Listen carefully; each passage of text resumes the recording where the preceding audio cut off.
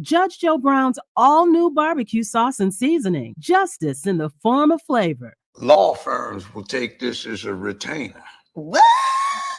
It must be a law firm where they hungry as hell. Now you gonna help me with this parole I'm dealing with?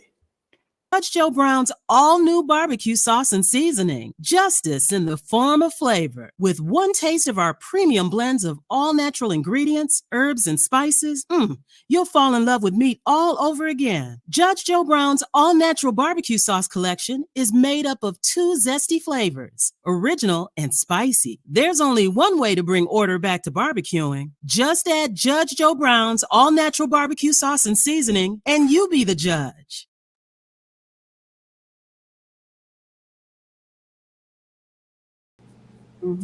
Let's go to January 6th. Looks like those people are going to be pardoned. Right. So, yeah, I think Trump will pardon them. From what I saw, it looked like criminal trespass or misdemeanor vandalism. So, 6 years in jail. He said he was going to pardon them. Yeah. And they haven't conspired any more than Fannie Willis, Letitia James, Bragg, Smith, and a whole host of folk that conspired to get Trump. They haven't done anything more conspiratorial than they did. And I think what the folk I just named did was a lot worse because it diminishes respect for our laws. It's on a level that is much higher. And the fundamental acts that were committed are felonious. They're not misdemeanant. Well, speaking of January 6th, right? The View, because today, Monday, this is after New Year's, this is after Christmas, so everybody is back to work, regular programming on television. So The View, they were live today. And of course, they always say stuff that go viral. And particularly Sunny Hostin, and she made remarks comparing January 6th to 9/11 and the Holocaust and slavery. So let me goddamn fool would say that. Let me play this clip.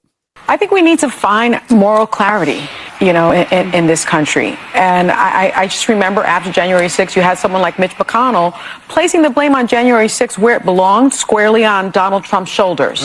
And then you started seeing people backtrack that and losing their moral center. You had Condoleezza Rice, I believe, on this very show saying, we need to move on from January 6th. I say no. You don't move on because January 6th was an atrocity. It was one of the worst moments in American history.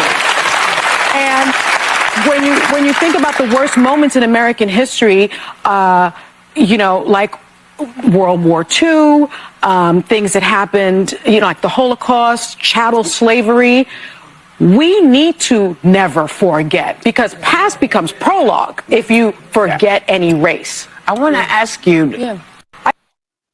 I think the country never should forget the persecutions, the lawfare that was apparent in what happened to go against the otherwise peaceful protesters on January 6th. I didn't see anything other than misdemeanor trespass and some acts of vandalism by the protesters, which is par for the course when you have civil disobedience, when you exercise your First Amendment rights to assemble otherwise peacefully in order to have an opportunity to petition for redress of grievance against the government. You have a right to assemble. But I think even though she's got a right with her ignorant ass to say exactly what she said under the First Amendment, she's a damn fool. And she showed it by what she said. And that's one of the low moments. And I attribute a lot of the mess that's going on right now, the lawlessness, the extreme polarization of our society, to nonsense like this. By the way, if somebody had said that on behalf of Trump and had a position with that show, they would have been thrown off. I lost about $2.5 million in the last 18 months because I say what I say. Now, I'm not afraid to take the money loss because it's right to say it. But why do they still have this idiot who nobody knows what her name is on a venue that gets this much play and has this much influence by a know-nothing idiot who gets to pontificate on the right and wrong of what's going on? To equate January 6th with the Holocaust is patently ridiculous. To equate it with 9/11 is blasphemous under the American system. There have been riots of 10,000 people, 50,000 people, 60,000, 80,000 people in Washington, D.C. over the last century. Mm-hmm. There was one in 1919 in Washington, D.C., where 500 some people got killed. There was a 5-day-long insurrection for real, or at least riot, that had to have the U.S. Army come in and put down. And when you compare 180 people who were generally peaceful, other than the fact that they might have gotten a little unruly after they were let in, they didn't kick in any doors, by the way. They didn't have to break windows to get in. And it was a place that is generally open to the public, which is the open proceedings of the U.S. Congress that were in question. And their purpose was to witness whether or not the Constitution and the laws of the United States were complied with. The violence was not theirs. The violence was what happened with a few law enforcement officers who got out of line, one of whom shot a fellow officer, a female, who was off duty and there as a protester, and somebody dropped dead from the excitement of a heart attack. So that's really a whole lot of violence, especially since these same clowns, including the ones that are on the committee to oversee the persecutions for 1/6/21, they were rah-rahing to all of these people that were committing arson and other felonies in the cities of America behind these George Floyd BLM riots that went on for the last 6 or 7 years. So it's rank hypocrisy. It's just. Well, I don't understand. Like, why would she, compare it to 9/11 Holocaust or child slavery? Saying that we should never forget. Well, none of us would. Well, we should never forget any major protest that took place in D.C. along the Capitol or in front of the White House. But people do forget. So, is it because these people, I will say not so much break into, but they walked into a bum rush their way into the Capitol? Yes, there were people that went into offices and kicked their feet up or whatever. But yeah, and like I said, criminal trespass, a misdemeanor. Right, they trespassed. Yeah, criminal trespassing. Did they?